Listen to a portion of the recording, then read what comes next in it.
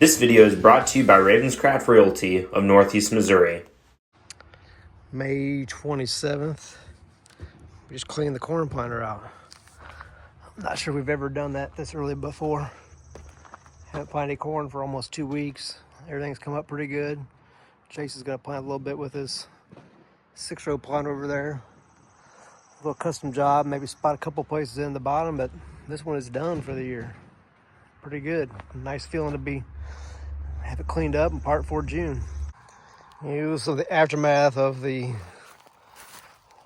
very large rain we had there a week ago. Got a pond up the hill there. Pond went over. We had in this area 4 inches of rain maybe. We washed the corn stalks down the hill. You can see it kind of deposited a bunch of them here and there. There's a great big pile here by this culvert where they all congregated. Kind of pushed them up in a pile. I've been trying to burn them today. Of course, corn stalks don't burn great. It's rather wet underneath. But surprisingly, out in a lot of these places,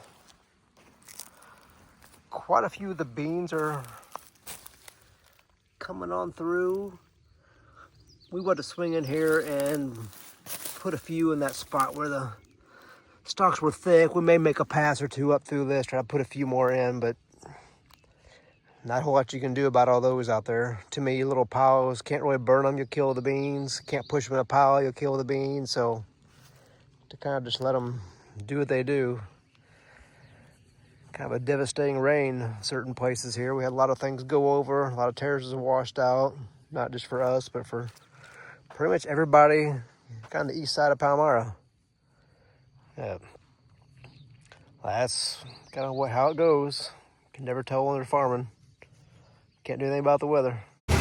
Who can guess what's going on today? We got seed in the planter, seed in the back of the truck, and a running 40-20.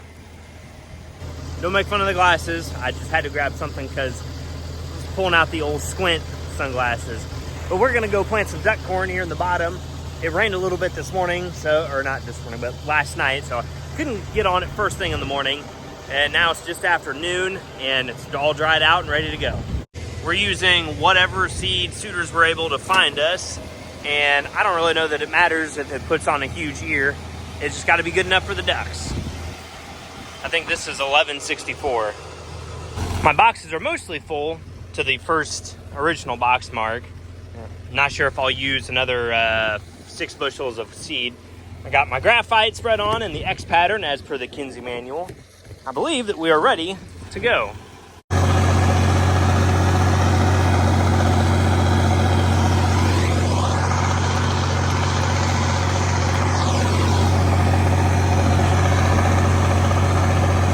It's a little rough, but that's not so bad.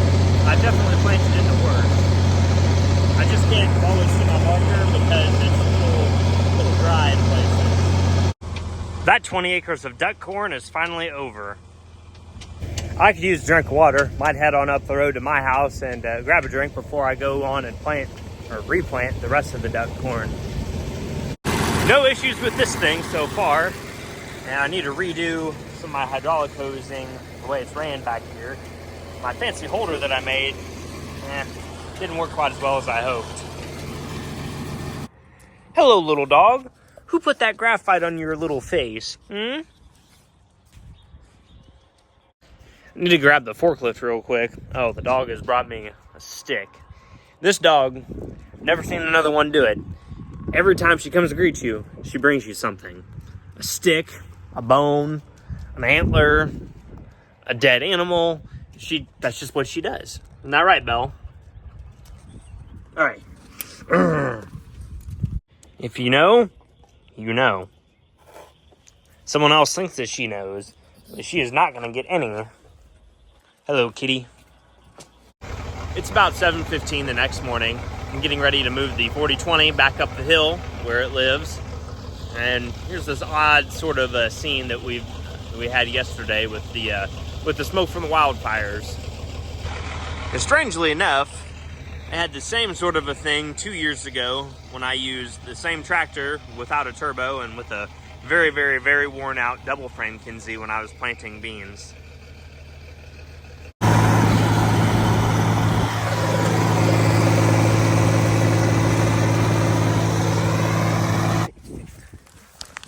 Here's the beans. There's one.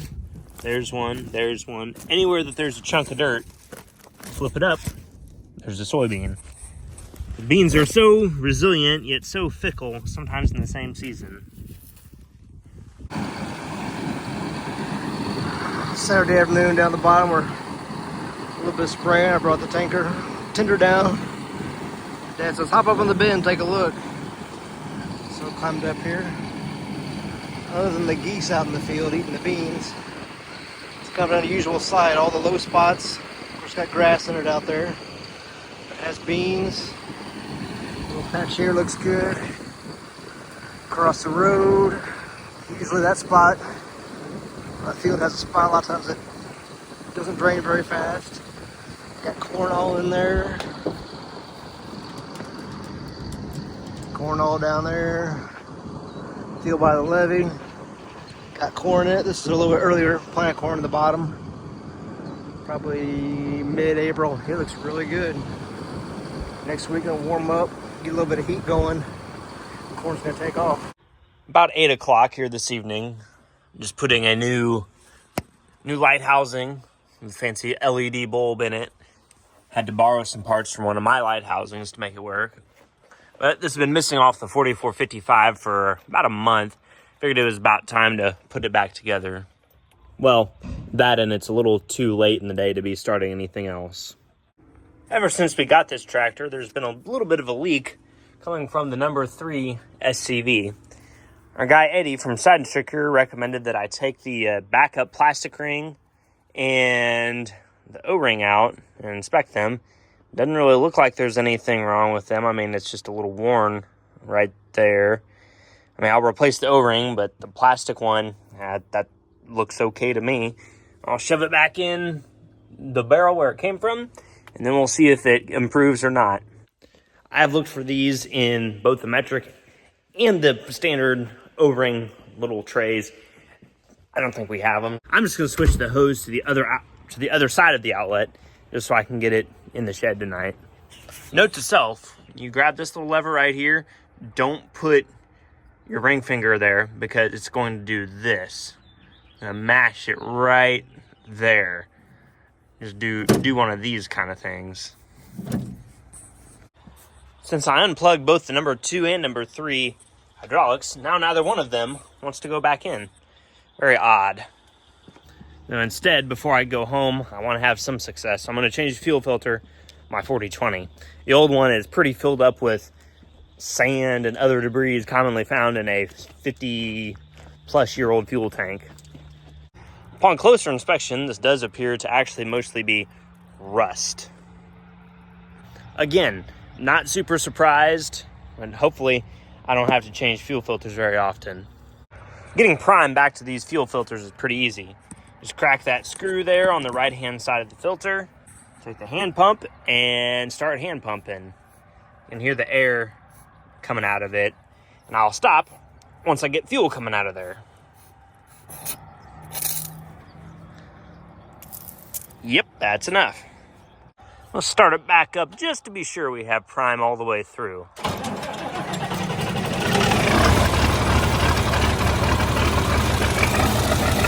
If it stays running for more than a minute, I've got it. I think we got it. My tachometer showed 115 hours, but it's at least 20% low. I've checked it against the timer on my phone.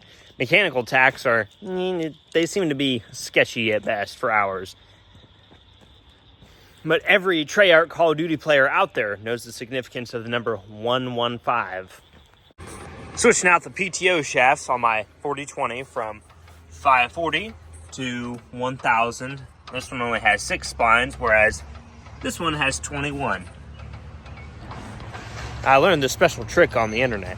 You park your tractor like really downhill, and then all the oil goes to the front so you don't lose a bunch out the back. Everything was going so well until I tried to hook up my PTO shaft. That's when I realized that this one was in fact too short.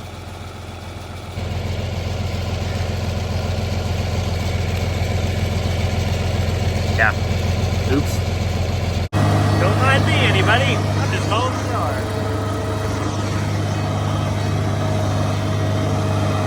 Some of our neighbors' cows are out on us, and I herded them back to their side with this drone. Just found the spot where they're jumping over the fence.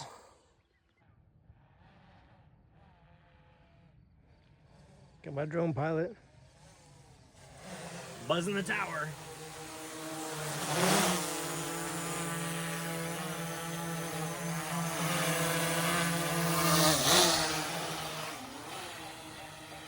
Some aerial acrobatics. Now it's being silly.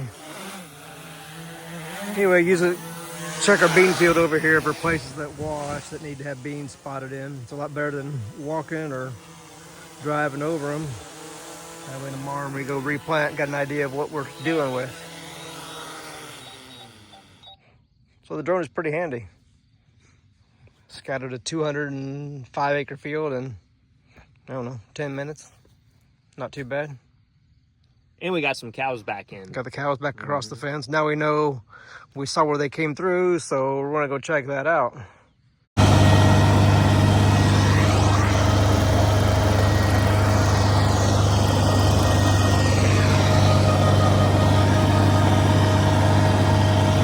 I know I said that we were done with planting. However, I enjoy planting so much that I just had to go do some more. In fact, we call this replanting. These beans were planted on the 7th of May.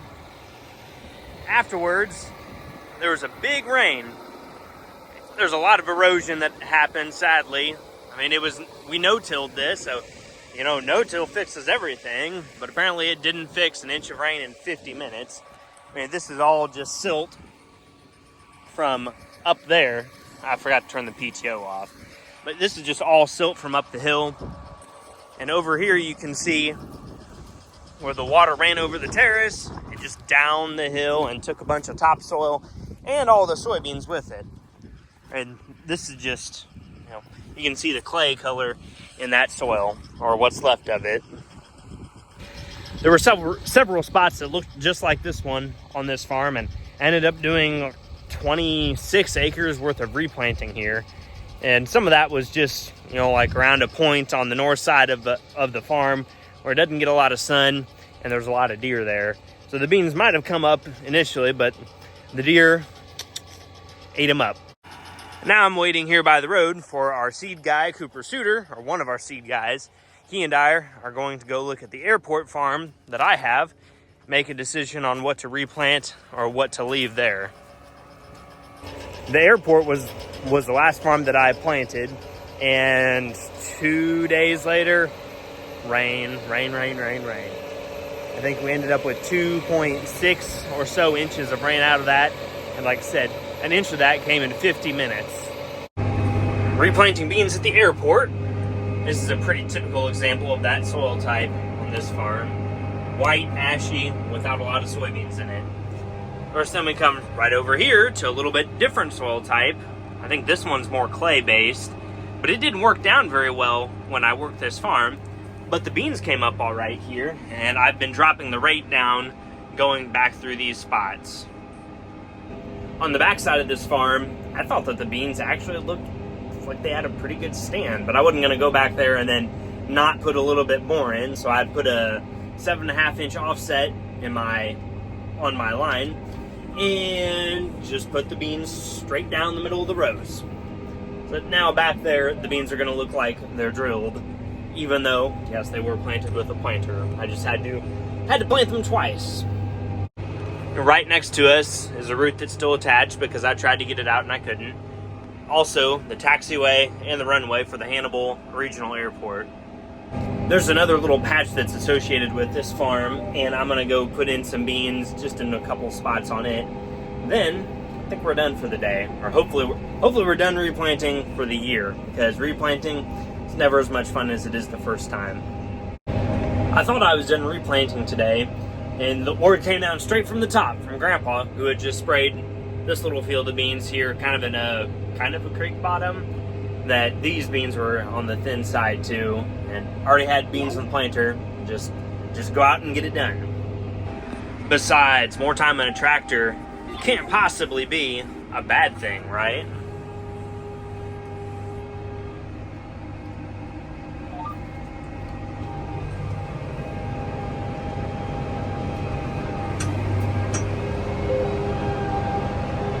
I think I'm about out of seed, because this is the 4th time that this message has shown up on the screen, and I got my seed pretty even because tank number 2 is low too. The first place that I had replanted at here today was up on top of the hill from the spot I was just at, and the stand it's not terrible, but it's not great here either. So I'm coming back with 75,000 plants per acre between the rows. I just put a 7.5 inch offset in, and I'm going right beside the old rows, or not right beside them, between the old rows. I also have a couple rows planting high, which is a telltale sign of being very low on seed. One thing that makes me really nervous is moving equipment at night on actual roads. Of course, I'm at a stop right now, but it's still, it's not my favorite thing to do. Thank goodness I only had to go like 1.5 miles down Highway 61, so not terrible. Before I go home for the night, I should probably stop and say goodnight to the little dogs. The littlest dog, Belle, and the other little dog, May. May and Belle are in constant competition for attention. I'm still waiting for this bum to catch a bird or a mouse or literally anything. Fellow Northeast Missouri residents, you all are probably aware that there's a pretty good chance for rain tomorrow and Wednesday. Hopefully we don't get what they're calling for. They're calling for up to 3 inches out of the whole thing. I'm really, really hoping that we don't get that, because the last time we got that much rain, it was quite destructive and it eroded a lot of our topsoil. I'm hoping for more of the inch range. But I've got a pump spinning at the pump house like 3 miles away at the moment. And hopefully the bay is going to be low enough that I won't have to turn on any more pumps and stay overnight like I did the last rain. I didn't video any of that because that was pretty miserable. Since it was noisy at the pump house, I didn't close out the video there like I usually do. Anyways, I hope that you guys enjoyed this video, all the old school and new school planting action, and fixing my 7-foot mower. That poor thing's the shafts on that thing's been welded on more times than I care to admit. And I need to do some welding on the frame, but it's a mower. I mean, you can only break it so bad. Well, that's it for this one, and I'll catch you guys on the next one. So take care.